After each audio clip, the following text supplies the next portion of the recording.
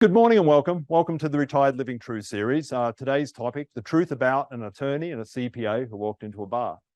So a little different to what we normally do in terms of topics, but we like to mix it up and always do something different. So we've had financial advisors, attorneys and so forth speak before, but today we wanted to do something a little different and just have a conversation with an attorney and a CPA and then open it up to the questions that you might have of them as well. So it's kind of like getting some free advice today from our attorney and our CPA.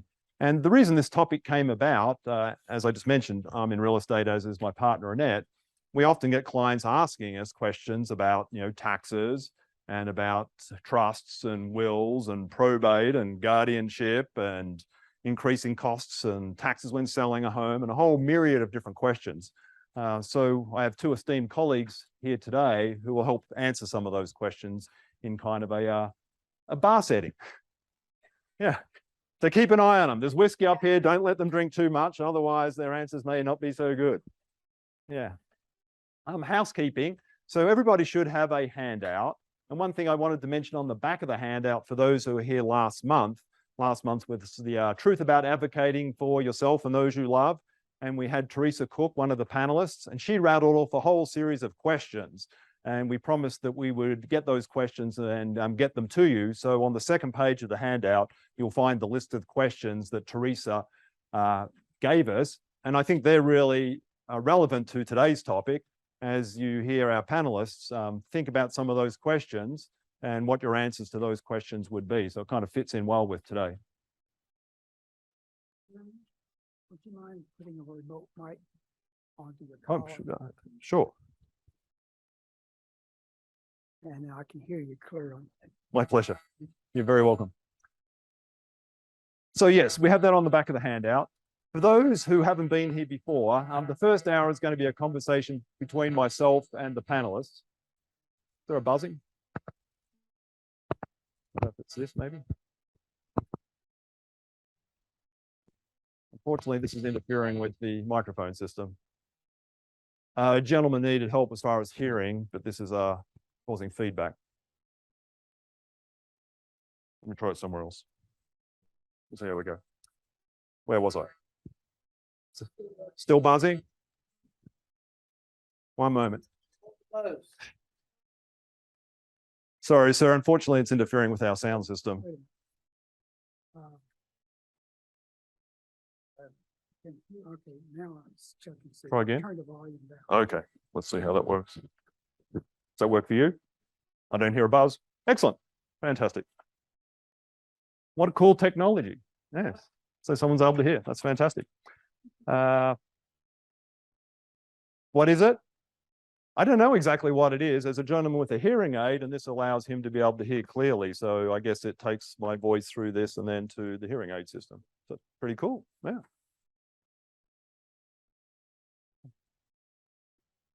Did everyone find the Swiss chocolates on there? Yes?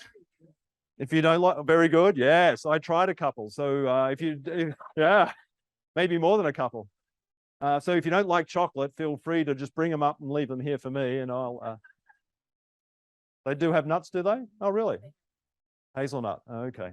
Thank you. So if you're allergic to nuts, just be aware of that. Oh, something else I just wanted to mention before we get started. I wanted to say thank you to everybody who wrote down topic suggestions for our seminar series for next year. If you still have topic suggestions, feel free to turn over the yellow evaluation form and write down what topics you might like to see next year. But I just wanted to read out a couple. I had 2 pages worth that people gave us. And I really like these two, and I'm going to need your help. I'm looking for volunteers to be on next year's panel for these 2 particular topics. The first topic, how to become a millionaire in 3 easy steps. So I need some help with that. So anyone that can help me fast track to get there. And then the second one I really like is how to get rich without trying. So anyone who has expertise in either of those, come see me later. Yeah. What else do we need to cover this morning? Talk about the handout, community tour. And yeah, I just wanted to also just thank all of our education partners who are outside this morning helping with coffee and greeting and getting everybody in the room and all the support that they provide. And what else? There's something I wanted to mention, but I'll come back to it. So I think I'd like to have my panelists come up and join me, Ryan and Rich. And as I mentioned, well, I'll come back to it in a moment.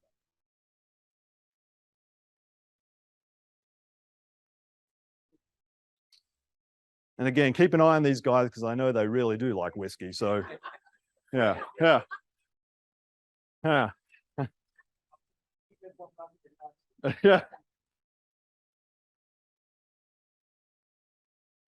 So is your microphone on, Rich? Nope. Down the very bottom, Rich. Little red button there. Yeah. Let's start with Ryan. Could you introduce yourself to the audience, who you are, what you do, and why you might be here with us today? Yes, my name is Ryan Gutierrez. I own my own firm, Ryan Gutierrez, because I lack creativity in finding a good accounting name. So for lack of a better one, I get one with the one that my mother gave me. Started my firm last year, actually, but prior to that, I have about 7 years in public accounting with a very large firm at Moss Adams and then a smaller firm here locally in Reno. Prior to that, I've got actually pretty extensive banking experience, 10 years in that, and some private accounting experience. I'm here because I'm crazy, really, to be honest. Tax deadline, if you didn't know, for extensions is October 17th. And this is 4 days before that. So I've got a myriad of returns to get back to you once we're done here. But Brett invited me, so I thought I'd come along. If you haven't figured out by now, I do coin myself as the accountant with personality. I'm not just your boring, typical accountant. That's why you're here today, Ryan. And thank you. That is a big thing for Ryan to give up time today, given the deadline is on Monday. With extensions and everything. So thank you for making time to be with us. Rich. So, it's on great. So we have something in common that we didn't know about is my first job was with Moss Adams. I interned with them and did contract work when I was in business school. So my name's Rich Schultz. Some of you know me, lots of you know me actually. We're an estate planning elder law firm. And what that means is the way I use that phrase is estate planning is what happens when you stop breathing. Elder law is what happens when you don't stop breathing on time. So it deals with all that stuff none of us like to think about. And I think that's pretty much me. So doesn't it seem appropriate? We're in a kind of a bar setting based on these two personalities. Yeah. So for those who are new and haven't been to some of our past seminars, I just want to point out that we in the past had Rich and other attorneys on a panel. And we've covered trusts, wills, probate, guardianship, just about most things that you can think of. And so we're not going to go through that today. We're not going to explain what a will is and what a trust is. We're going to have more of a conversation. But if you weren't at the past seminars, you can go to the retiredlivingtrueseries.com, click on past events, and you'll find the different topics. There's recordings of them if you wanted to go back and watch those. So in fact, Rich was on this one, trust, wills, and probate. You'll find ones on finance and taxes and financial planning. So there's a whole range of topics. So we're not going to try to go into that detail today. As I said, we're just going to have more of a conversation, but please take advantage of the past ones if that would be of help to you. So let's start with you, Ryan. Tell us a story related to Social Security or minimum withdrawals, RMDs, in terms of what we should be looking to avoid. Clients who have maybe not made the best decision and are now featured as one of your stories. So I'll give you one story that I like. This is kind of relevant, but not as relevant, and I'll bring more relevancy into it. But there's a gentleman that didn't file his tax returns for about 3 years. And so he had all these back taxes. And so when he finally caught himself up, had all these penalties, all these taxes had to pay, he pulled money out of his retirement account to pay for all the taxes. So what did that do? It gave him more taxable income, of which he decided not to file tax returns for another 3 years, and then filed tax returns again and had all these taxes and back taxes that he had to pay. Well, he didn't have the money. So what did he do? Well, he pulled money out of his retirement account to pay for all of that. So he's in this endless cycle, right? So that is probably the most extreme example of what not to do when it comes to retirement planning and taxes and that sort of thing. Other examples, probably just more the menial, more common, right? It's just the biggest questions of when do I pull out Social Security? How do I do that? RMDs and all that kind of stuff, right? A lot of people will just they'll take money out or they'll not take money out based off of the taxes, which really, in my opinion, is really the wrong approach to take things. When I work with my clients specifically, I always want to know, what is your lifestyle? What is your plan? Who's your financial advisor? Let's work with them, combining everything together to find out when you want to take money out. When do you get Social Security? Do you delay? Do you take it now? I like the saying, don't let the tail wag the dog. If you make decisions based off of taxes, you will inevitably make the wrong decision because your lifestyle may not support what you're trying to not pay taxes, or, this or that. So definitely, you want to kind of consider what your life is before you start making decisions, and not based off of taxes. So really, when I have some clients who have made wrong decisions, they'll either pull money out of a retirement account too soon or get Social Security too soon.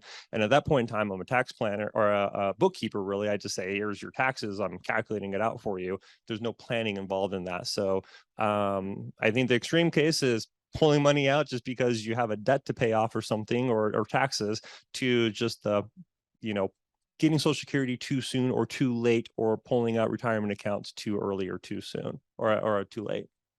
So what would have been a better option in that first story in terms of not tapping into a retirement accounts and then incurring penalties? What else could have that individual have done, given they did owe money to the IRS? Yeah, I mean, definitely working with tax planning and financial advisors as well, right? You want to find out what all assets you have. Maybe there's a different avenue to pay those taxes, maybe setting up a payment arrangement plan instead of paying all at once and getting that money out. If you set up a payment arrangement with the IRS, it's typically 3%, but there's other penalties and such that can go in there that will max out.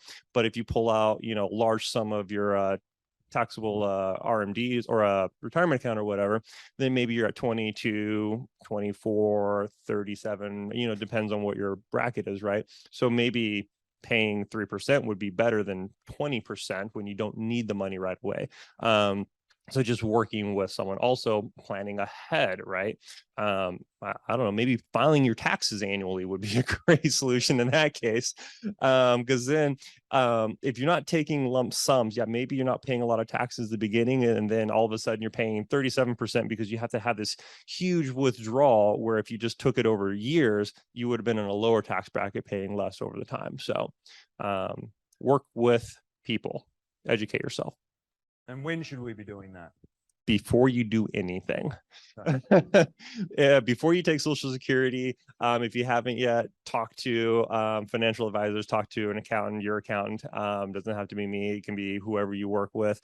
There's a lot of research online that you can go to and find stuff, but just educate yourself and find out the information about what's best for you.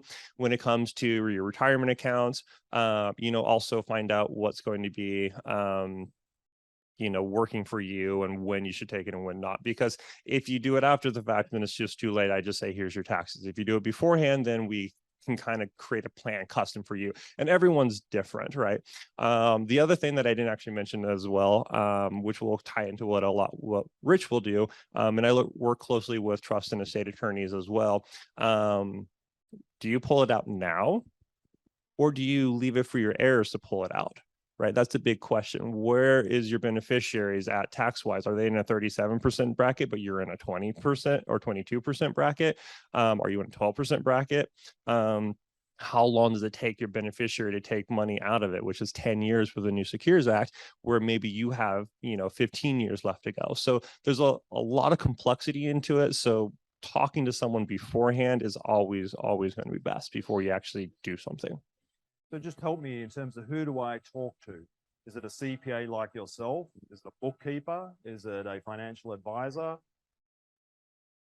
Oh, this is buzzing, is it? Okay.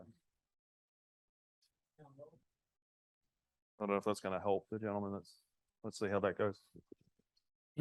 So who? Is it all of those? One of those? One I should start with? So I'm going to have this little caveat. You are going to get what you pay for. The free version is to go online and just research it yourself and try to figure it all out. Obviously, that's not what I would recommend. The other option is you can talk to maybe a bookkeeper, but they're probably really not the best person. Honestly, the best person is going to be a certified public accountant who works in taxes and planning and that kind of stuff. Honestly, someone that I would do. There are other groups that can do taxes and planning as well. They're called enrolled agents, where they can do what I do. And as long as they're like, depends on it. They don't have the same schooling or certification or rigorous tests that I have to take to become a certified public accountant. But if they're in the tax code, they have experience, don't discount that. I'm not all for education and, discounting experience for sure. So enrolled agents certainly can have some assistance in that as well. If you don't have a financial advisor, meet with one. Your financial advisor should be working with your accountant as well, because it's a mutual goal as far as tax planning and financial advising. They're making sure your assets will last your life. I'm looking to make sure that you don't pay any taxes. And a lot of times with the financial advisors that I do work with really closely on my clients, we're always going back and forth about, what's best, because, I have one focus, he's got another focus. We find a compromise in the middle that's best for the client. Again, we don't necessarily get paid for any of that when I work on the back end for clients. We just work together, and we're always thinking with the client in mind, but we work together. So it's really going to be a combination of financial advisor and your accountant working together on your behalf. Great. Thank you, Ryan. So Rich, you always have fantastic stories. So I'd like you to tell us a story where someone hasn't got the appropriate legal planning documents in place and the consequence of that, so we could avoid being the star of one of your future stories of what not to do. Yeah, I was thinking, getting ready for today, that I get accused often of making molehills into mountains. And then I realized that that's because all I ever see are the mountains. So that's where the stories come from, right? People falling off the top of the mountain. I think that interestingly, probably the biggest problems lately haven't really been in the quote legal field. It's been people not looking at changes in their lives. Where we've got 3 probates now, I think, because the beneficiary designations on IRAs weren't updated. And so now people are paying, you talk about a tax trap, right? They have tax deferred money. They pay a 4% fee and court fees and costs. Then they pay taxes on that 4%. Then they pay taxes on the taxes. And all of a sudden, this money that would have gone to their kids, they could have taken out over, 10 years. They're now taking out, 15% of it in 6 months. Which is a great loss. I think that the biggest problem we have sometimes is that naming the wrong person to be in charge of the estate. I think that's when I think of like the nightmare stories. It's either that's the one that's in front of me now, is where you've got, everybody has somebody in your life you trust, right? Most of us, that person's going to manage my estate. But really, one of the things you want to look at is, do you trust them? And do the people who they're working with going to trust them? Meaning the other kids, right? Frequently. So if you've got one child that you think walks on water and is really there all the time and taking care of you, and your other kids are looking at him and go, I know you've been spoiled. Mom and dad have always coddled you and given you everything, and I don't know why you're there. What you've created is a problem that exists now, gets huge when you die, because they don't like the favored child. Right now, maybe the favored child is the one that lives next door or moved next door to take care of you. But when that child now comes in and is in control of everything, the other kids who weren't involved, right? They're the ones that live in Montana or North Carolina, don't want anything to do with you, want you to die so you can get your money. Then they are, that's what they do. Now all of a sudden, what was a simple process becomes a huge fight, because they don't like each other. So that's probably the biggest one is there enough trust in the family of the person that you've named? The other one that we've run into a lot is that person, frankly, just being dishonest. Whether it's from, I've always done all the work and therefore I deserve to be, quote, paid for it. So they take the furniture, they take a little extra money out of the accounts. Or maybe they're just dishonest. Maybe it's like, oh, I need a little bit more money. My house, I was going to sell my house and buy another one. Market fell 20%. I'm not getting the money I want. I know, mom's dead. So that's a big one. But I think that the other story I wanted to share, I was talking to somebody out front.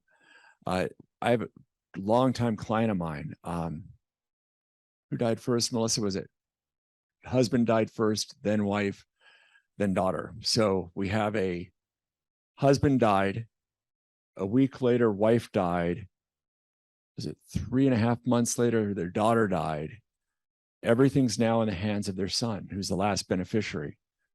Their son is a very smart guy. He flies planes commercially, very competent, cannot deal with this. I mean, that's a lot of loss, right? So there's a lot of stress going on there anyway, right? In a very, very short window of time. But he also isn't the one that can deal with, say, his ex-wife, who's also a beneficiary, right? Yeah. And then he's got, the grandkids on the other side that he's got to deal with who've lost their mom. I guess grandkids, that'd be nieces and nephews to him, right? But one of the things is not looking far enough downhill. People, that's that mountain and the molehill thing. I talk to people, who's after that? Or what happens if this happens, and et cetera. And people look at me like, Rich, you're making this crap up. It doesn't go that way. That'll never happen. I wouldn't be asking you the questions if it didn't happen. And so if you've got your, what I tell people, you do the 1-layer plan. Like, okay, I'm going to get hit by a bus. This is what's going to happen. Awesome.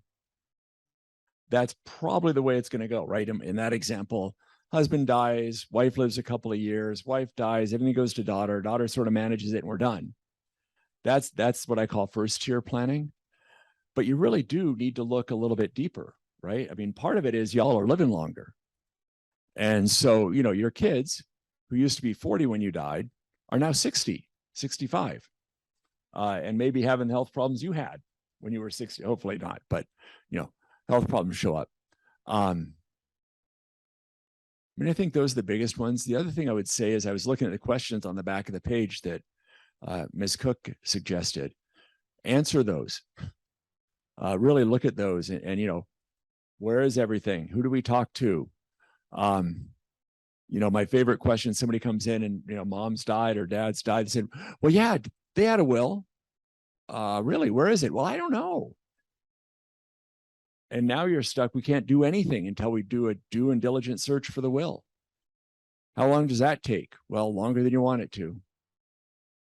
Right? I mean, think about if you were not in your house looking at your stuff, would anybody else know where to look? That's like a rubber on the road problem. But yeah. So. And is that the current will? Yeah, actually, Brett, is that the current will? That's the bigger question, right? If you show up, God, who was that? Where we have a actually, this one's pretty good. It's talking about current will. I have a client who died, and after his death, he'd been married 46 years. After his death, we found out he had a son. That's not mentioned anywhere. He's got a trust, a will, multiple wills. None of them name the son. Obviously, that's causing some family dynamics. Yeah, that one's going to get hot, but that's a very complicated story.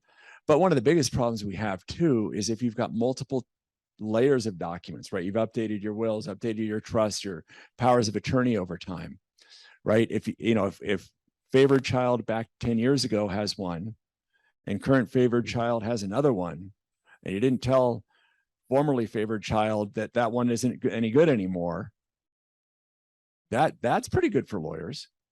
So if you've got that going on, give them my card. Either one, I don't really care which side. Let them know I charge extra for litigation, so they, make sure they get them worked up. But that's a huge issue. And it's not uncommon because again, I was joking earlier. I had a client who came to me 20 years ago. He's 69, just about 20 years ago, confident he was going to die in 3 years at 72. Like absolutely 100%, I'm dying. He just turned 94. Fortunately, I've been in contact with him. Everything's up to date and stuff. But, if he would have moved and changed lawyers and so forth, you can imagine over those 20 years how much things changed. And I know in his life they've changed. I know the family well. I know all that stuff. And, you really need to be careful where copies of your documents end up. Who's got them? Which ones are current? You know, if you do revoke a will or a power of attorney and with dramatic changes in it, you know, it's not bad to do a specific revocation, like a separate standalone document that I revoked my power of attorney that I did, you know, in 1989, if you can still find it. So just so there's no confusion. I don't know about no confusion. Confusion's good for lawyers. The just so we know where the confusion is. No, not really. The yeah. I'll hand up. There's cards out on the table. But it really is, you know, that the whole point of planning, right, is to create some certainty about what happens when you're not here to make sure it's happening, right? And you know, as Brett said just a minute ago, and I'm sure Ryan can validate with the client with the taxes, I'm sure like there's no certainty, right? If somebody dies and they haven't filed their taxes, it's a mess. They may or may not owe money, but we've got to file them. And we don't know how to file them if you've been dead, you haven't filed for 5 years and now you're not breathing. What do we do? But that's the problem, right? Is if you really want to make sure that if you've done a plan, you've done your documents, you've done the thinking, that it's clear enough for somebody else coming behind you to know what's happening, that there's some certainty there. Just a quick yes or no answer. Do we all need a will? If we don't have one already. Yes, if you can do it and still feed yourself. Okay. Do we all need a trust? Maybe. Good lawyer question, right? I think so. I mean, if you've got assets, you own a home, you own assets like that, you probably want a trust, right? Because if you have $1 million home with a $600,000 mortgage, your legal fees and costs on that are going to be about 50 grand. So your kids, because it's based on the $1 million, what your kids get is the net equity, the 400 minus the 50,000. Again, good for lawyers. I don't mind that. Bad for you, or bad for your kids. You're dead. We don't care. But yeah, I mean, you really do what a trust gives you that you can't get anywhere else. And again, you know, assuming you're not going to end up in a lawsuit anyway, it's private, it's fast. And really, most importantly, is your family ends up being in charge. They move as fast or as slow as you want. You've left clear guidelines about what you want to have happen or not happen. So that's kind of my answer. So just how often should we be reviewing our will or our trust? So that couple you mentioned who had passed away, and the son who doesn't want to deal with it has an ex-wife who believes now she's entitled because she's probably in the trust. There's two answers to that. One is, you know, anytime there's a change in your life, a divorce, in that case, one of your kids getting divorced, you should probably look at what you've got and make sure it still works. The other thing that happens is frequently as, you know, you get older and you may see more death in your family, or the way your kids maybe deal with stress. And you find out that the person you thought was the best isn't the best anymore because you watched the way they dealt with somebody dying. So those kind of changes. But my rule of thumb is about every 3 years, just kind of let's take a look at it, or take a look at it. You know, maybe nothing needs to change, right? There may be no changes at all. Maybe there's been massive law changes, who knows? But it keeps it up on the top of your mind, right? That's about the right length. I wouldn't go longer than 5 years. That just seems a little bit long. And again, may not need any changes, but just bring it up to your top of mind, run through the list of who's in charge, assets, your trust funded, all of those things. Right. Thanks, Rich. So Ryan, do you have any stories regarding people selling their homes and having any like tax surprises? And could you tell us a little bit about couples selling the home versus a surviving spouse selling a home, and how that all works with capital gains? Yeah. Before I start, I'm going to just say that I'm probably going to switch careers to be an attorney, because those stories are way better than my stories. Second, I don't recommend waiting 3 years to do your taxes. See your accountant annually as opposed to your attorney every 3 years. So as far as selling your home and kind of thinking about that, right? Especially with houses in Reno skyrocketing, you know, you may have bought your house way back when for like $100,000, even at the dip of 08, 09, and you got it for like maybe 150, 200, and now you're looking at that same house and it's like 800 to $1 million, right? So one things to look at is definitely if you're a married couple and doing well, there's probably not much to think about or know about, but obviously have that home in consideration with your will or your estate, with your trust with your attorney, right? But what happens when one of you passes away and you're still in that house, right? You have a $600,000 gain, assuming you bought it for $200,000 and it's now worth $800,000 or even higher. And one of you passes away. Well, in California and Nevada, I say California, even though we're here and speaking in Nevada, just because California is so close to us. I mean, within like 20 minutes, you can get to California. A lot of people have property in California, moved from California, this and that. But we're both community property states. So what that means, as long as you hit certain guidelines that have to go in with estate planning and that kind of stuff, and other tax ramifications, but you get a full 100% step up in basis when your loved one passes away, not a 50% step up in basis for what they had of their 50% of that house. Well, and again, slow down. What does that mean? Step up in basis for those of us who are CPAs. So sorry for the lingo. So step up in basis is the IRS right now is when you pass away, all of your assets, whatever their basis was, whatever you bought something for, now steps up to the fair market value as of the time of death. Or 9 months later, whichever one is greater, but typically time of death, right? So again, so if you bought the house for $200,000, it's worth $800,000. Someone passes away, the IRS gives you a step up in basis to that fair market value, the $800,000. So what does that mean? You sell the house for $800,000, your gain is zero, as opposed to the $600,000 you had prior if you would have sold it before you guys passed away or moved or something like that. Excluding other exclusions I'll talk about in just a second. So whenever you pass away, all of your assets will get stepped up to the fair market value for your beneficiaries that are inheriting those assets. In the state of Oregon, is deemed that you guys are 50-50 because it's not a community property state. So in that property, if it's a $800,000 house, you own 400,000, your spouse owns 400,000. So when that person passes away, you'll get that 400,000 step up in basis, but yours is that original 100,000 in an example of 200,000. So it's not as good, it's not as high. In Nevada, you'll get that 100%. So what does that mean? Well, here's some examples of things that happen where couple lives in a house, one passes away, but they don't think about finding out what the fair market value is to get that step up in basis. Reason being is because they're going to live there until they die, and then they're just going to give it to their kids. Well, I've been around long enough to know that my crystal ball has a huge crack in it, and life changes and things change. You just don't know. Something happens. Health reasons, you got to move. Whatever happens, right? And so then you end up moving, and then what's the capital gains on it? You don't really know.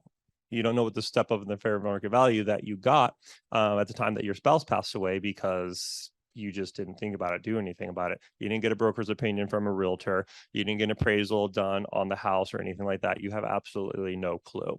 So what can happen is you're going to throw out a wind value is $500,000. When it was $800,000, now you're paying taxes on money that you didn't have to because you didn't know, right? So when someone passes away, you want to know what the value of that home is going to be.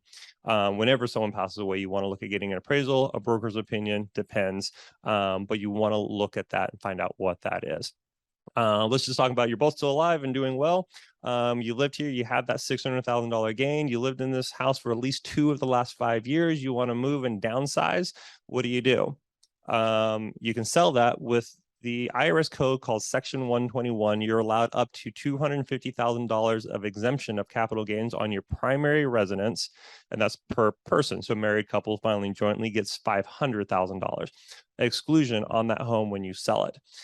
So then in this example of a $200,000 that you bought it for, it's now $800,000, you sell it, you're going to knock off $500,000 of that $600,000 gain right off the top. You only pay taxes on that $100,000 gain now that you have going forward. So that's important to kind of know. Your accountant should know that, but you should also have an idea, depending on, who you're using, that kind of stuff, or if you use TurboTax or H&R Block, whatever. It's always a good idea to have an idea of what, you're doing. Now let's just say that, both of you pass away. Hopefully you've got something set up and the next person's going to know, but maybe let your kids know that like, hey, here are some steps that you need to take when we're gone so that your taxes and everything are going to be taken care of. That need appraisal on pretty much absolutely everything that you guys will have, because depending on the estate, maybe you have taxes due, maybe you won't. But again, when they sell jewelry off, when they sell equipment off, they sell the home, they sell the car, this or that, you need to know what their basis is going to be for their future gains or for capital gains sake and that kind of stuff. So yeah, did I answer that question? Because I went on for a long time. No, that's fantastic. I just had one follow-up. If we're doing a remodel to our kitchen or a bathroom, does that come into the basis? Do we need to keep the receipts? People often ask, well, should I keep the receipts for that improvement I did? Great question. I have clients who want to write off absolutely everything. And I have this other clients who are very, very, very conservative because they are deathly afraid of the IRS that they're going to come after them and they don't want any letters. So the IRS is very specific about what is considered a repair on a house and what is considered an improvement. And what we call, you basically have to what's called capitalize the improvement. If you have a dirt yard and you go and spend $20,000 to landscape that, rest assured that's going to be an improvement to the house and that you can add to your bases when you go and sell that. You already have a landscape yard, you simply go and add some gravel to that for a couple $100. That's not necessarily an improvement, that's just maintenance, and that's going to be considered a repair. Unless you're like one of my clients who want to track everything and write everything off, and you take that risk onto yourself. So there's different, right? New roof. Are you fixing a part of a roof? Or are you replacing the entire roof? Windows, are you replacing one or two windows? Are you replacing all of the windows? Anything that changes the nature of the home, improves the life of it, or extends the life of it is basically what they call capitalizing. Anything else is a repair. So they are kind of different. So you don't necessarily need to keep all your receipts if you're just kind of fixing a door or, hinge or, doing that kind of stuff. You're remodeling a kitchen. We want to know about that. Remodeling a bathroom, you add a pool, big major stuff is definitely decreased. So let's just say example of the $200,000 that you bought for it. Well, you bought that, 30 years ago. In that time, you added a fence, you added a pool, you remodeled your kitchen, your bathroom, all that kind of stuff, and you put $400,000 into that home. So now your base is basically $600,000 with all of those improvements over the years. So it's not like a one-time thing or anything like that, as long as you're keeping track of that. The trick, obviously is keeping track of all that receipts, if you get audited or anything like that. The other thing to kind of keep in mind though, again, when someone passes away and you have that step up of the fair market value that IRS allows you, let's say you bought it 30 years ago for $200,000, you put $200,000 into it, someone passes away. Okay, who cares about all those receipts and all those improvements? It doesn't mean anything anymore. It's now the fair market value as of that date that the person passed away. Any improvements after that can certainly go and increase your basis in that property to reduce any capital gains that you may have. But as a fair market, all this stuff before that person passed away basically becomes nothing because it's kind of like a reset button as far as what the house is your basis for. Thank you. So if my children are inheriting the property, do they have to be concerned about taxes? They've now been gifted, or not gifted, they've inherited like $600,000 house or whatever. Yes. For a great example, so I had some clients a couple of years back, even though I was at an old firm and I started my new firm, I had a lot of clients just follow me. And so these are one of the clients that decided to follow me. They had come to me and someone else had prepared their tax return for their mom, who was still around, but her husband passed away a while ago. Well, the person who did the tax return just did the tax return based off of whatever they bought the house for. They didn't consider any kind of fair market value step up or anything like that. So when they came to us, we took a look at it and we're like, okay, well, give me the death certificate, give me this, give me that. And we got all this information from them. But what did they not have? They did not have an appraisal. They did not have a broker's opinion or anything of the sort. So we didn't have a basis. So basically what I did is I took the date of death from the death certificate. I went to Zillow, which is not recommended, and found out a value because I had nothing else to go off of. Now, the IRS does not allow Zillow unless you get a new IRS agent who doesn't know that they're not supposed to go off of Zillow, which I'll tell you that in just a second. So anyhow, I amended the tax return for this client, and we got, I think, like $20,000 back for them, which is pretty significant. They got audited. And they were like, okay, they want all the information because, they want the proof, because all of a sudden, you have this house that sold for one thing on the tax return, and now we're saying it's a different value all of a sudden, and $20,000 is on the line. The IRS does not want to give up money. Anything over $10,000, they will look at. And so all I had was the Zillow thing. And I was just like, this is not going to fly. This is just, oh, this sucks. Anyhow, nicest IRS agent I've ever dealt with. She must have been her first day. I don't know. She didn't get corrupted yet, I guess. I sent her everything that I had. And I was like, here's the Zillow estimate. Here's this. And she's like, okay, case closed. And I was like, that was the most simple audit I had ever gone through my entire life. But the clients were stoked. It took them about 2 years to get the $20,000 because of the whole audit and everything like that. But when they did finally get it, they were ecstatic. So again, it's that's just, mom was still alive at that point in time. But the same will be true if mom wasn't alive. Once someone passes away, look at what's going to happen to the beneficiaries. Again, they're going to need to get appraisals, something done so that they have an understanding of what everything will be worth, and then they will sell. Also, you need to kind of keep an idea of who accountants are for parents and for beneficiaries for children, because who's going to do the estate tax return? Who's going to do the trust? Who's going to take care of things afterwards? Maybe beneficiary has their accountant. They want to have them take care of everything. Maybe they say, well, you took care of my parents this entire time. Why don't you go ahead and take care of everything? Probably not a bad idea to throw into the trust or anything like that too. Just a simple little language of who's going to take care of things in the end. Because an accountant that you work with your whole life probably is going to have the history on you and will know more information than the accountant who's only worked with the kids that don't know, the area or the house or, different things like that. So that's just a consideration. Thank you, Ryan. And just really quickly, if someone is selling an investment property, do they need to be concerned about taxes? I bought the investment property at 200, selling at 600, there's 400. Is that tax-free money, or do I need to? Certainly when it comes to investment properties, you both pass away, kids get it. Who cares? You get to step up in basis of everything like that. Kid sells the property, no gain or anything like that. So not a big deal, right? So what we're going to be talking about then is if one of you is still around, that kind of thing. So if you have an investment piece of property, especially if it's in California, sell it, get out. Sorry. But let's just say that it is in California, right? Because we're so close. Maybe a lot of you still have a property there or something like that. Or even if it's a second home, still kind of the same guidelines as far as investment property. Whatever you bought it for is your basis, plus any improvements that you made into it is going to be what your basis is. So maybe it's $600,000. Now the house is worth 1.2 million for the 2-bedroom, 1-bath with like no yard because it's California. Your gain is going to be $600,000 minus any selling expenses, right? So realtor fees, title fees, all that kind of stuff. That's going to be your gain. So you'll pay taxes on that for feds, whatever that gain is going to be.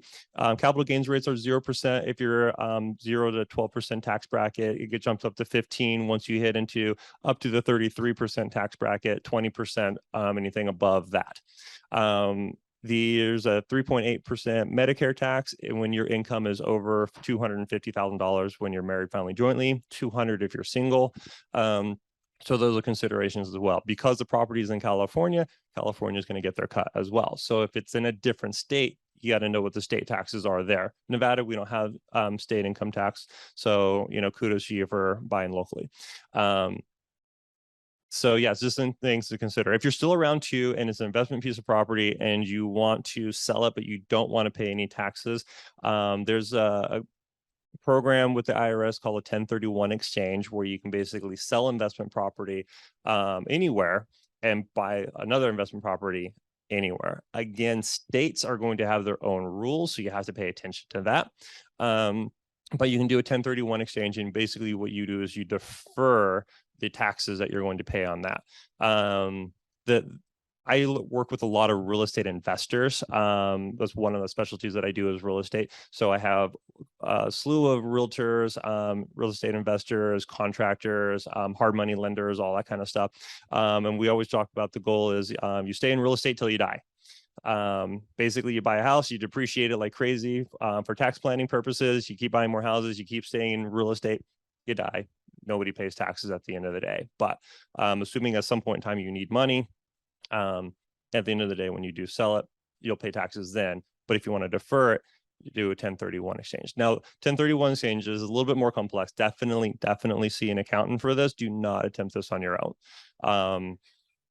I have extensive research in 1031s. They are not easy. And it took me 3 years to build a custom Excel spreadsheet where I basically plug and play at this point in time. But again, it took me years to craft. But there's a lot that goes into a 1031. You can do one house for 5 houses. You can do 5 houses to one house. You can buy commercial property to get land. You can get farmland to buy apartment. As long as it's real estate, you can do anything and everything within real estate. So just kind of keep that in mind if that applies to you. I think we'll need a stiff glass of whiskey first before we have that conversation. Thank you. So Rich, what about some common loopholes that you see? So when you're looking at wills and trusts and so forth, what are some of the gotchas that could have been avoided? Maybe just 2 or 3 obvious ones. So Maybe not so obvious. well, one of the most obvious ones is not naming a successor. We've got plans where it's like mom and dad are trustees or agents under power of attorney. So, mom dies, dad takes over, dad dies, mom takes over, and then there's nobody else. What do? Come see a lawyer, pay some fees. It's a pretty good outcome. Or only naming one child, not having a backup to that child. That's a very, very common one. The other one we see is people, I used to call it the magic book syndrome, where they'd go out and buy an estate plan from one of these trust mills, pay a bunch of money, and then walk away and think everything's handled, and then never realize the trust needs to be funded. The assets need to be titled in the name of the trust to accomplish what you're trying to accomplish. I think that's one. And then the one that seems to be showing up, again, it ebbs and flows, but the question of whether or not, your revocable trust protects assets from Medicaid or protects assets from creditors, and people do a trust and now think everything's protected. I'm going to go get the government to pay for my $13,000 a month care bills, and my kids will inherit everything. Doesn't work that way. Revocable trust, you and the revocable trust are one and the same. So you don't get you avoid court interference in your life, court interference in your kids' lives, if it's funded and all that. But it doesn't protect you from creditors, no long-term care expenses, none of that stuff. Thank you. Ryan, do you have any common things that people overlook when we're preparing our own taxes, especially in retirement? Honestly, it's just going to come down to records. You just got to keep track of your records. My other part-time job that I have is I'm a PI, I'm a private investigator.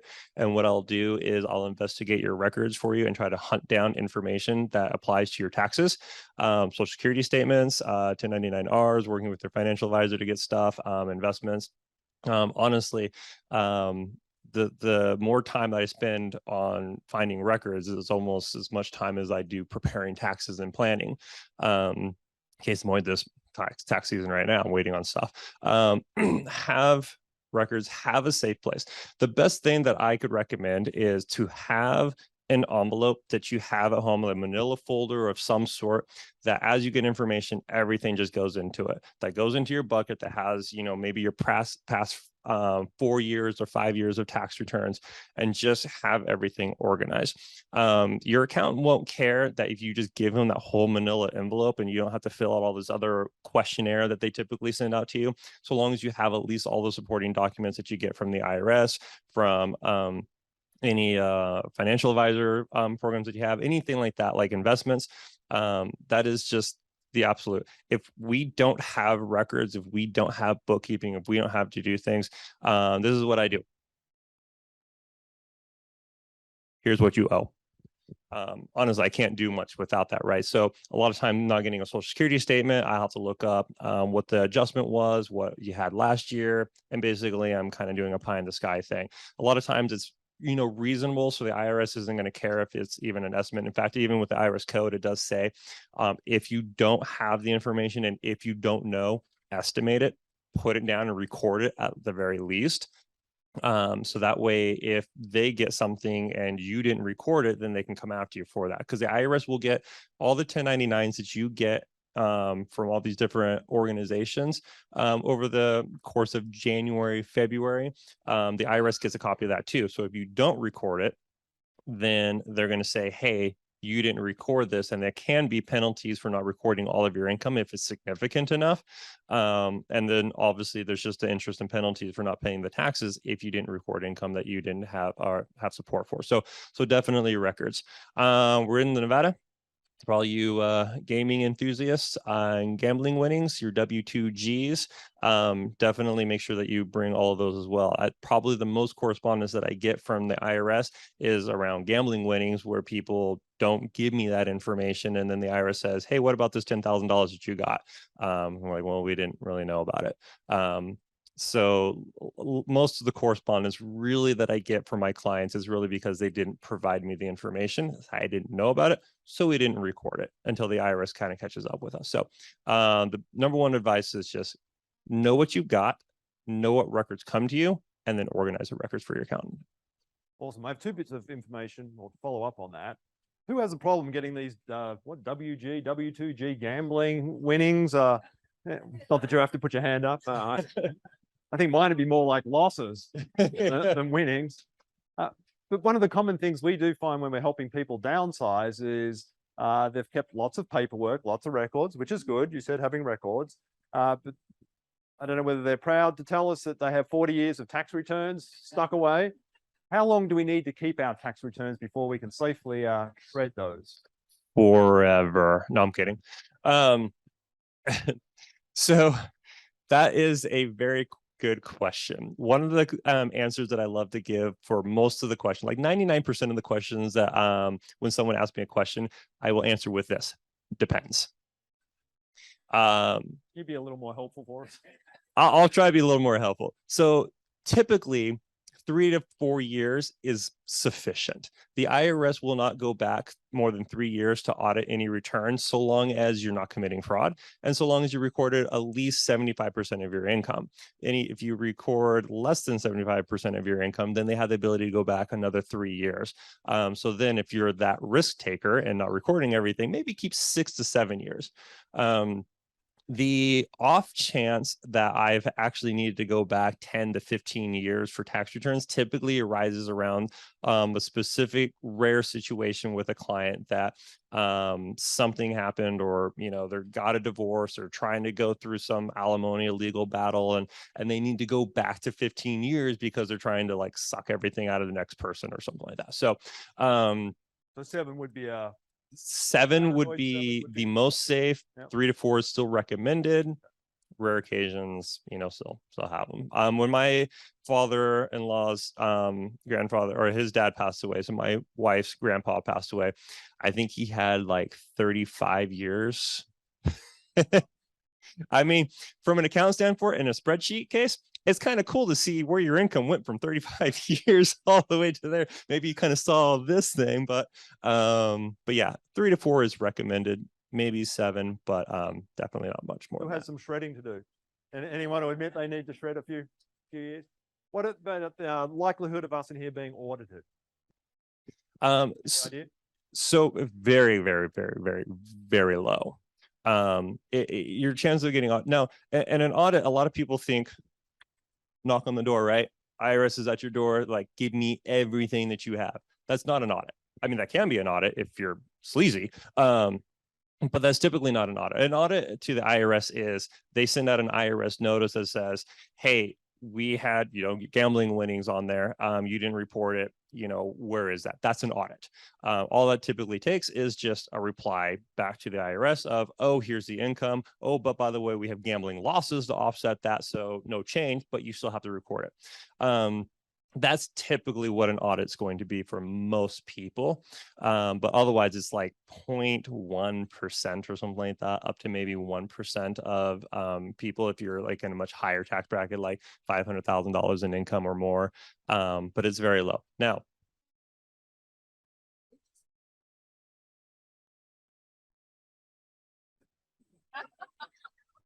We'll come back to that in a minute, Yeah. I think. Yeah. I need your number after this. That too will keep you. You might get more calls as well. Thanks. I love that. Thank you. What's to say about the new 87,000 plus IRS agents that they're going to end up getting? I know that's going to be a question for everyone. Who's to say, right? I think they're going to increase audits dramatically off of that. But first and foremost, they have to find 87,000 people willing to work. So that's my plus, because I can't even find someone to help me. I don't know how the IRS is going to have someone help them, and I will pay way more. But yes, I anticipate though, and there have been many reports. Forbes puts out, articles all the time about different things.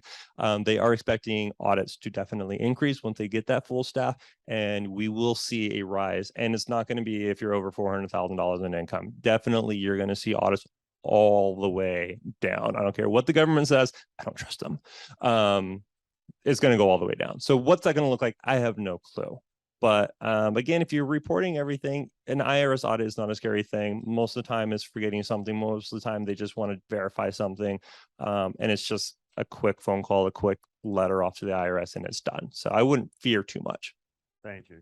I don't need the whiskey worrying about being audited. So Rich, what if I can't afford the services of an attorney to help with a will or a trust? Do we have resources in the community to help those who aren't financially able to put in place what they probably should? Yeah, there's actually quite a few.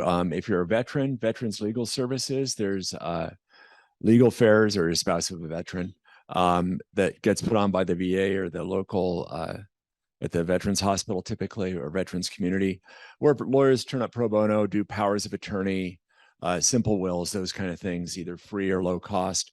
That's a very good resource. Used to be Senior Law Project, and now it's Northern Nevada. What did they change the name to, Melissa? Do you remember? Northern Nevada Legal Aid. Yeah, it used to be a Senior Law Project, Washoe County Senior Law Project. Now I think it's Northern Nevada Legal Aid, because they got a bigger, but every once in a while I do the same thing for people who aren't lawyers. So if you want to go and get something just to have something in place, you can do that. Healthcare powers of attorney, you can go to Renown, Northern Nevada, St. Mary's have workshops, or your doctors can do those with you. Again, it's a statutory form. It's pretty straightforward. You're not going to get a lot of guidance on how to complete it or what it means, but you can at least get something in place about your wishes, what you want to have happen if you can't make decisions, and who's making decisions for you. Pretty straightforward. That's a very good resource. There's the internet. Always be cautious. It's not only you get what you pay for, but there's too much and too little information. Sometimes you go out and look and you read this stuff and it just is overwhelming. Other times you go out there, you read something that looks very good, you pay somebody $50 and you download the form, and it's a form that's invalid in Nevada. So it's great. You paid $50, you got it notarized, everything happens. Now your brain's not working. We got a power of attorney named. You go to the bank and the bank says, no, we're not taking it. Good news for lawyers. A lot of good news for lawyers lately. Not really. So there are resources out there, and there are resources that you want to look at. Those are probably the most common. There was somebody else just did it in Carson City. Is it Volunteer Attorneys for Rural Nevadans? So VARN. It's actually, they're based in Carson. They serve every place but Washoe County. Sorry. Washoe County and Clark County. But they do low cost and free powers of attorneys and wills as well. And it's definitely better to get something in place. You can go buy a statutory financial power of attorney. I used to say you could go to, a stationery store or office supply stores, but they don't do that anymore. But if you can find the Nevada form online, you can do that. Again, better than nothing. Not going to get a lot of help. You want to be careful as you fill it out, because those are basically handing your life over to somebody. But if you can't afford it, it's definitely better than nothing. Thank you, Rich. Ryan, resources? Yeah, the internet again is your number one go-to when you're just looking for just very basic information. But to comment on Rich's, for sure, again, you're going to run into too little or too much information. Even when I do research, because I'll scour the internet for myself for trying to find something. There's a lot of 20-page articles out there. I'm like, I'm looking for something simple. Then there's an article that's like a half a page and doesn't give me enough information. So you do need to be savvy enough to use the internet, know what you're looking for, to have that that as an option. Otherwise, H&R Block, like tax, what's the other one? Jackson Hewitt. Some of these other ones that you can go to like Walmart or whatever to get your tax returns done. For very simple, basic stuff, that's fine. Not everyone actually does need a CPA. A lot of times it's just simple enough to just using one of those services. If you're savvy on the computer, Intuit, which is TurboTax. If you Google any tax question, typically the first one that pops up is going to be Intuit, TurboTax. They're going to have someone that kind of answers that question. Be wary of that. I don't use TurboTax myself for a reliable source. I go to the IRS code itself, which again, you can go to irs.gov and actually just search for some information there. That's going to be obviously your best source of information from the IRS website itself. Then there are other organizations too. There's one called VITA, which is Voluntary Income Tax Assistance, where if you're under $58,000 in income, you're retired over a certain age limit, veteran or something like that, they can do your tax returns for free. And it won't cost you anything at all to do that. Obviously, the very highest step basically is going to be a certified public accountant as myself, where you can come see us and we'll do your tax returns for you and then tax planning and that kind of stuff. So basically your tiers of free, which is internet, less free, using a service at like Walmart, like H&R Block or something like that. Enrolled agents, again, will probably be like another tier. Each one of these will cost more, but then your expertise typically goes up as well, all the way up to certified public accountants. So. Perfect. Thank you. And those are up on the screen if anyone wanted to note those down. I Just- think we might take questions. Brad, if I might, one thought on that is the IRS has publications that you can find online that'll walk you through some of the basics of a tax problem. Like the one I just thought of as you were saying that was, information for executors, personal representatives, and trustees. There's an entire form on there, a publication that walks you through the major issues, and it'll link you to different IRS codes and sites to get you or your heirs to the right question, at least so they can ask somebody like us the right question. So that can be very helpful. Oh, for sure. And I actually use those publications myself when I do tax returns. I'll look at those publications. If you go to the IRS website, irs.gov, and you search for a question, a lot of times it'll point you to one of those publications I would just mention. There's all kinds of them out there. There's one specifically for rental homes, for selling your own residence, all kinds of different stuff. There's even programs too, where if you want to actually do your own tax return and you want to learn how, it takes only about 40 hours. But you can go through and learn how to do your own tax return in about 40 hours. Maybe next year it'll be a little less, but they change the tax code frequently. So maybe it's 40 hours. Or you can see me and we'll hang out for about maybe an hour. Actually, a great tip you gave me, Ryan, is if you are searching online and reading articles, the better ones are the ones who actually reference the IRS code. So if they're making reference, it's probably a much higher quality article than someone who's not citing, where the tax law is coming from. Yeah, absolutely. Look for IRS code. So just before we open it up to questions and answers with the audience, we have a workshop coming up on October the 27th on Medicare 101. Are you about Amy? Yeah. Amy, can you come up and tell us?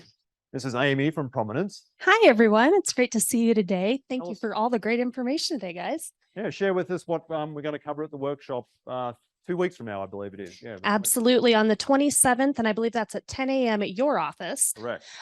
We are going to be talking about Medicare 101. As many in here may know, we are entering open enrollment season, which begins on Saturday and runs through December 7th. For most people, this is the annual time where you can make a change to your medical benefits. You can switch carriers, you can switch plans within the same carrier. It's always good to do a little evaluation as plans change every year. So you can come by, listen to Marilyn Stevens talk a little bit about the basics of Medicare, and then get into what you should be looking for. So while she does represent Prominence Health Plan, she's also connected to many other plans. So if you're on something else and you just want to ask a few questions, get some answers, understand what's going on with formularies and who's in my network and why are doctors moving across systems all the time, come on out and Marin will give you the ins and outs of where we're at with Medicare in Nevada. Awesome. Thank you, Amy. Thank you. So if you do want to attend that, on the yellow evaluation form, there's a checkbox there. Just check that to register and then we'll confirm the week before. Also, if you haven't been to our office where the training room is, where we do the workshops, there's a page in there with directions. I would highly recommend using it versus Google. Anyone tried using Google getting to our office and got terribly lost? Yes, quite a few. So I highly recommend keeping that page that has the directions and the photo of the building so you get there in a timely manner. On November the 10th, we have the truth about planning travel in retirement. Who likes to travel? Anybody? Just a few? Yeah, so we're going to have some panelists talking about different travel options, from those that cost zero to those who, however much you want to spend, I guess, but various different options of travel in retirement, what that looks like, and the opportunities we might all be missing out on. And a lot of them are like right here in our own backyard that many of us don't even know about, and they cost zero. And then on December 15th, the truth about your well-being. In red, the seminar date on the original schedules said the 17th. It's the 10th, November the 10th. And if you wish to attend truth about planning, travel, and retirement, just mark the checkbox again on the yellow evaluation form. Did I leave anything out, Annette, Alexa? Nope. Oh, yes, we need your help. So what did I want to ask? What do I need your help with?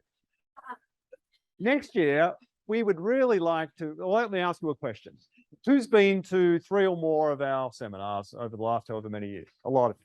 Have these been valuable and helpful to your life? Yeah. Do you think more people should know about the seminar series? That's where we need your help. And the way we would like your help is 2 questions. Who uses Facebook? Does anyone in here use Facebook? Wow, a few people. I'm surprised there aren't more. Okay. For those who use Facebook, my question is, would you be willing, if we showed you how to spread the word about the Truth series? And if you are, on the yellow evaluation form, we've got 2 questions. Do you have a Facebook account? And I guess we're not going to get a whole lot of yeses by the show of hands. But for those small number of yeses, if we showed you how to spread the word in a really easy way, would you be willing to do that? Yeah, so if you check the box, yes, we'll follow up and tell you more and help you as to how you can do that. And then another way you could help us inform more people about the seminar series is we have these tear-off schedules. I think Alexa gave me one. And our request, if you're willing to help us, is to grab a couple of these. Alexa has them at the back, or Annette. And if you frequent a coffee shop or place of worship or anywhere you frequent, if they have a notice board and you'd be willing to put one of these up, it just has the seminar schedule on there and people can just tear off the details. It has like the website, so they can just take that, go to the website, or call the number to register for a seminar. So if you'd be willing to help us, yeah, Annette has some at the back. We'd really appreciate that. And if you have other suggestions on how to spread the word about the Truth series, come talk to one of us and we'd really appreciate that also.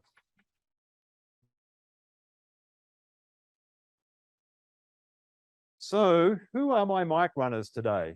Debbie, can you come up here and just quickly tell us who you are and what you do? And Melissa. Who wants to go first? Hi, everybody. I'm Debbie Wood. I'm with Flagstar Bank. And you've Right. probably never seen, where's the bank? Well, we don't have a depository bank here in our area. We do mortgage lending.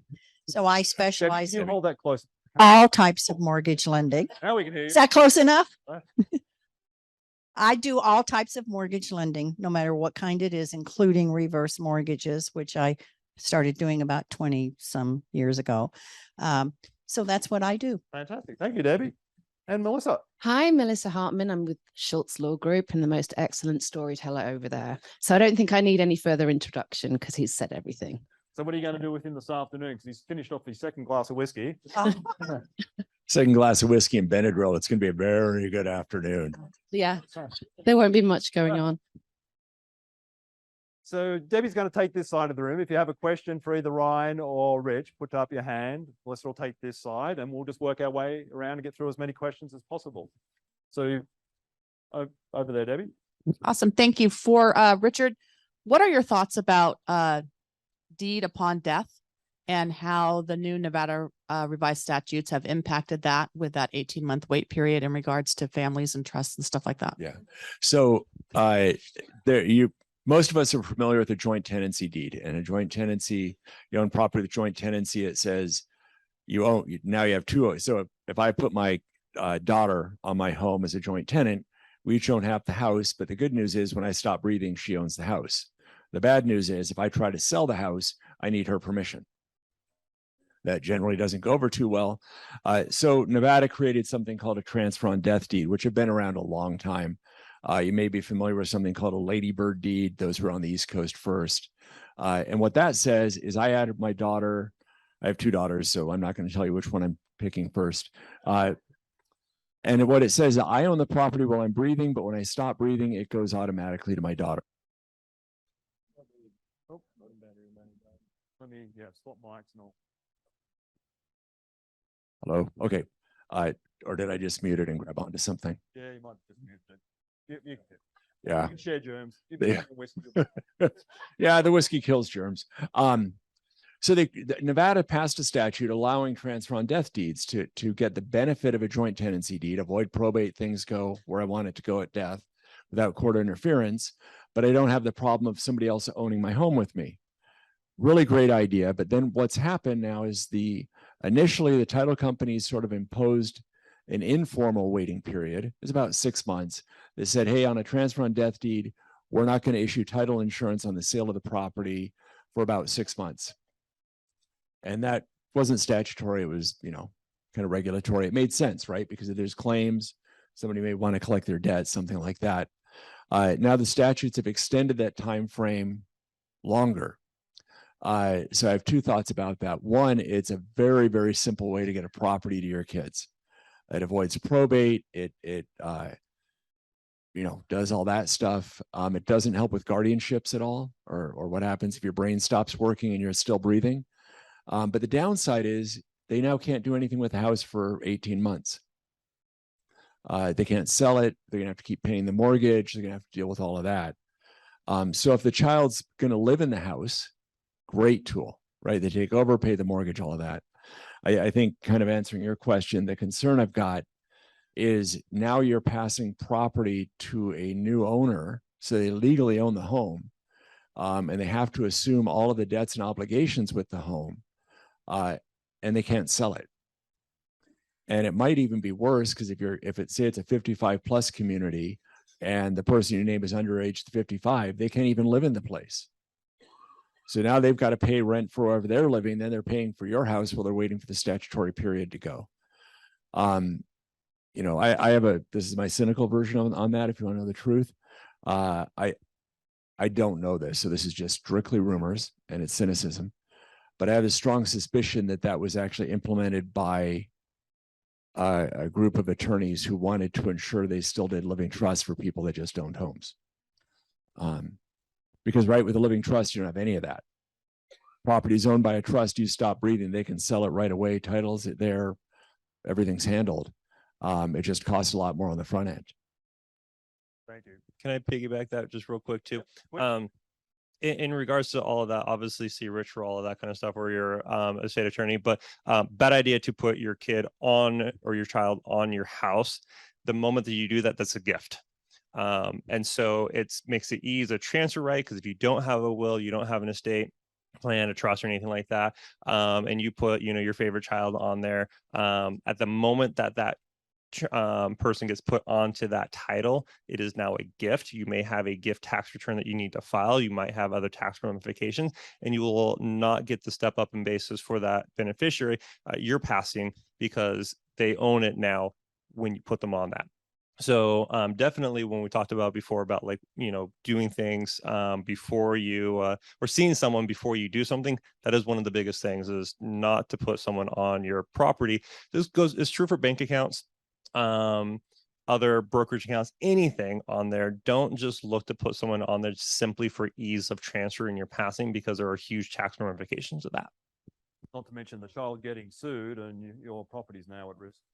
Right. Yeah, your child got sued and now your property's gone because your child got sued. So yeah, so definitely see someone before you do anything like that. Typically, it's a bad idea. Melissa, you have a question? Indeed. Hi, my husband died 3 years ago, and my tax accountant told me to get an appraisal. It took me a year before I remembered he said that, and it's now 3 years. How do I, absent using Zillow, get a valuation of my home 3 years ago? So good news is appraisers can actually go back many years. So they can go back, you can get an appraisal done. It's like $500, $600, I think, to get an actual appraiser done. In my building, I actually have an appraiser that is in my office that can do appraisals specifically for stuff like that. And he can go back many years. So he can definitely do that. The other thing is you can probably still maybe get a broker's opinion from a realtor who can go back and kind of get that information and find out, you know, what comparable sales were and all that kind of stuff. When it comes to IRS like authority and what they will go by, top tier is going to be an appraisal, 100%. That's the authority that they'll go by. Absent an appraisal, they'll look at a broker's opinion. Absent a broker's opinion, they'll look to other third-party data when they don't have anything. The risk that you run when you don't have an appraisal is the IRS challenging the broker's opinion or challenging the other third party like Zillow that you use, where they say not good enough. And then what are you going to do, right? You don't really have a way to counter what they're saying they're not going to take or accept other than going and getting something different, right? So there's lots of things that you can do, but appraisal is just obviously going to be the absolute authority, but it's also the most expensive, but they can go back 3 years.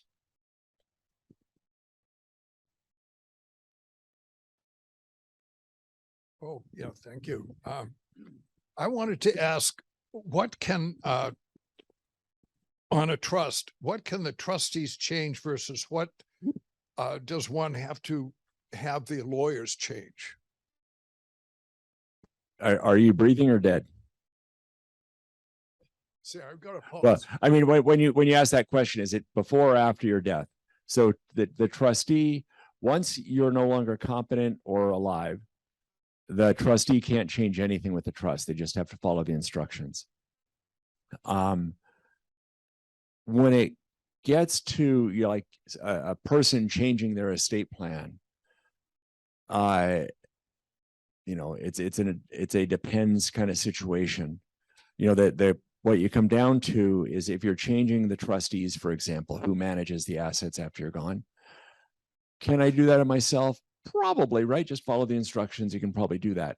If you do it wrong and you go to the bank, or your trustee goes to the bank and the document says, Joey was my trustee, and whatever you tried to do says Mary's my trustee, you know, the bank's going to look at it and go, yeah, no. And then send you back to court. And same thing with beneficiaries, right? If you're changing if you're disinheriting one of your kids, you want that done with a lawyer, right? Because that's going to be a problem. You change the percentages, probably the same thing. And the reason isn't, you know, it's the formality that goes along with that gives you certainty after you're gone. If that makes sense, right? So legally, technically, you could probably do it on your own. Pragmatically, if you do it on your own, you're probably going to screw it up, no offense. And screwing it up is worse than not having anything at all. But like Rich would say, that's good for him and also good for your accountant if you do.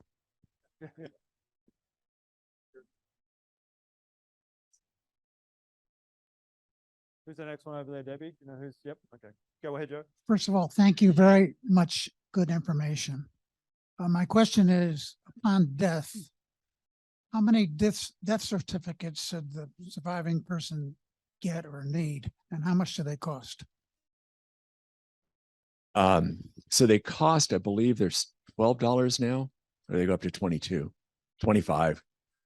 Okay. They automated it, so the price went up. You know, it really depends how many you need on what you own. I always say get more than you think, because most, you know, For your home, you'll need one. Make a life insurance claim, you need another. The bank needs another one. You know, most of the time they'll give them back to you. But if you wait to get it back, it may be 2-3 weeks. And now you're doing one account every 3 weeks. And that just that can be forever. So I say a minimum of 5 usually. And if there's lots of assets, maybe 10 or 12. Usually credit cards will take a copy to close it. They don't need an original. But you need an original to claim a refund on a credit card or claim or closing a bank account or something.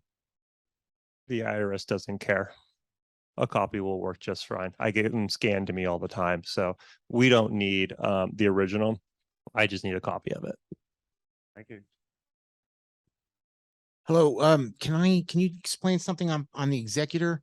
Right now, my family is deceased, and could I hire a company that would be the executor? That way there's no fighting over my money, number one. Number two is, can a company take over a power of attorney even for my health care? And there's also another question for I have Apple stock, just to make it easy. Let's say it's $100. It's now worth $200. I'm a Christian. I donate majority of stuff to my church. So therefore they, instead of me cashing out my stock in a 30% tax bracket, I give them $70. Can I just give them the whole $200 worth of stock, and that's their problem, and let them deal with it? And then here's something I do a lot of Let me work. stop you. Okay, You're not going to be able to keep up. Let's take them one at a time.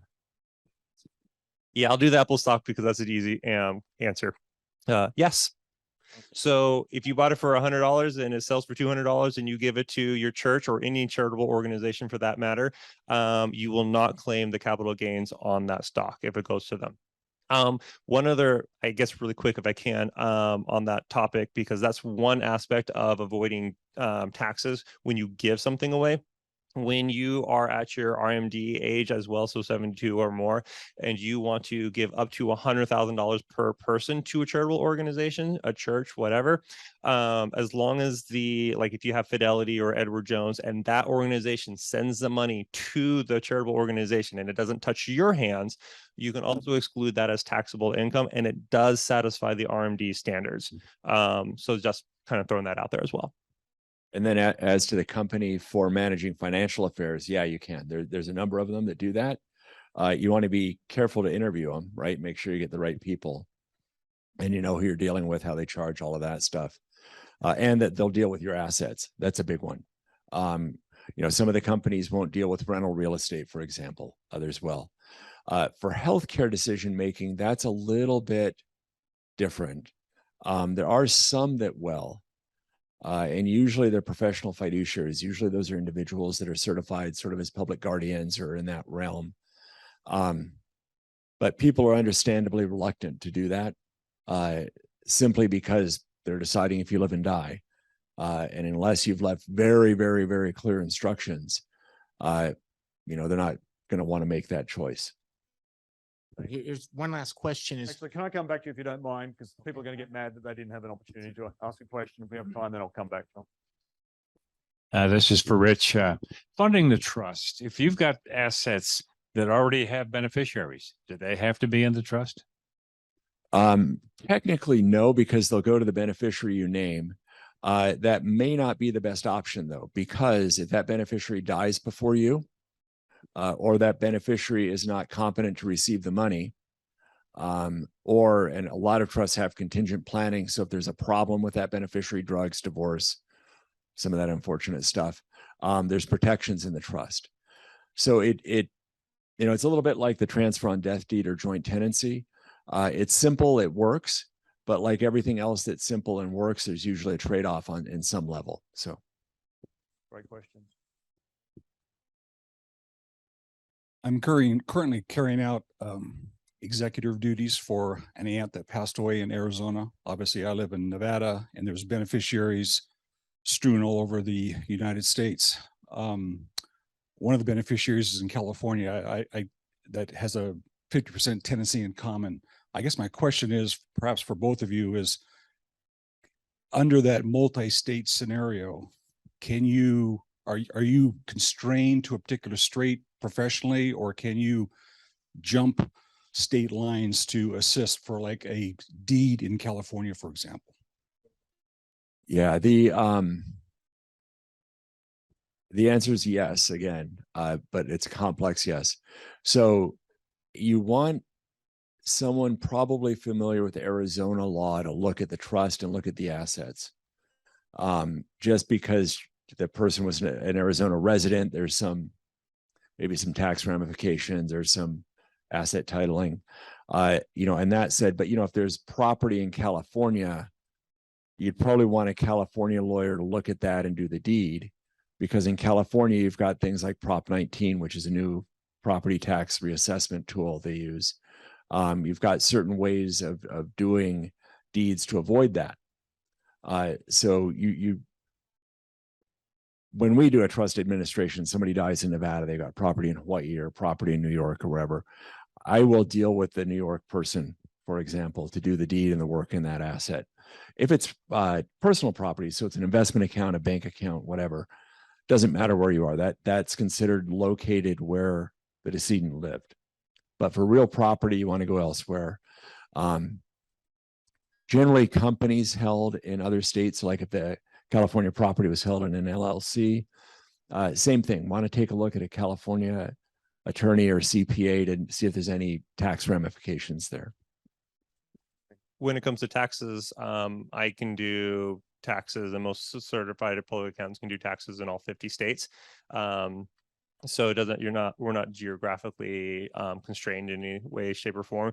But when you get someone, obviously you want to make sure that they're also not just compliant in federal law, but in the state income tax law, whatever state they're in, right? So Washington, Nevada, we don't even have state income tax. California is crazy. New York's horrific. New Jersey is even worse. I've done tax returns in like probably 20 plus states so far. So I have some familiarity with that, but again, I don't do it on the regular, right? So it just kind of depends. But yes, you can typically have one accountant that can probably do most of everything for you. And again, it doesn't matter if the beneficiaries live in New York, if the trust is housed in like Arizona, and all the properties in Arizona, that kind of stuff. There are some nuances that you can kind of like not worry about so much. And then it'll be the beneficiary's problem for their taxes, because they're still going to get taxed in that state that they live in because they're a resident. But as far as doing the preparation of the tax return for the estate or that kind of stuff, it's kind of different. And that's easy enough handled typically by one person. They can research the tax laws and help out, but maybe they might not to bounce ideas off of, or if they have experience in multiple states, basically. Thank you, Ryan. Do we have any other questions on this side? We've got time for maybe 2 more questions. If they're quick questions and quick answers, guys. So if we can get through 2 more before we wrap up. Thank you. And thanks to both of you. It's been a wonderful morning, very informative. My question is for Richard Schultz.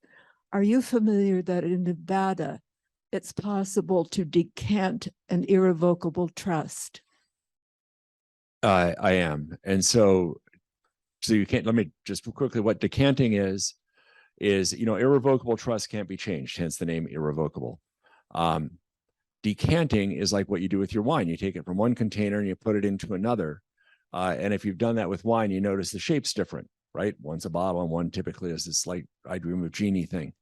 That's what a decanting and irrevocable trust does. There's some hoops to jump through. There's a lot of ways that those of you who may have irrevocable trust now.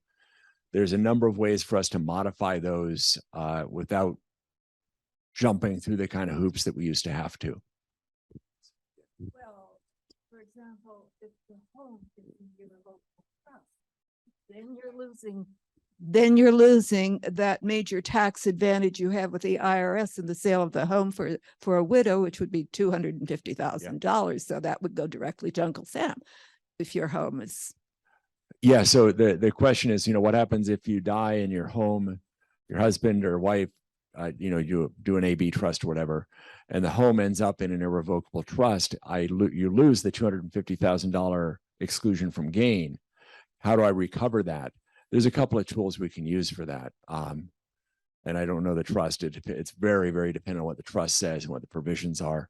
But one of the common ways that the beneficiaries are the same, for example, We have the widow or the widower buy the house from the trust, and then they sell the house individually. And then, you know, at the end of the day, the note goes to the beneficiaries. They get the house. It just disappears. Thank you, Rich. We have one more time for one last question. Yes, in an irrevocable trust, naming children as the beneficiaries. And it states if any of those children are deceased, then would go to their children without being named specifically.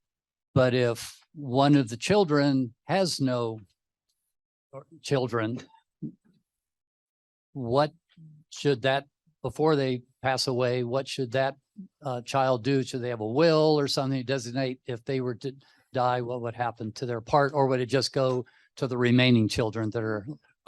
So the question is, I have an irrevocable trust that names my children as beneficiaries, and I'm repeating it to make sure I've got it right. And one of the children dies, you know, what happens to that share? And the question is, it completely depends on what the trust agreement says. It depends, because it may it may go to the child's children, it may go to the other kids, it may go to the child's estate. I've seen all of those. Or it may give the child the ability to direct where his or her share would go through a will or a trust or something like that. So it would depend a lot on it depends entirely on what the document says. And does this person have a dog? Because a lot of times the dog gets the estate. I think you've had too much whiskey. So aren't these guys super knowledgeable?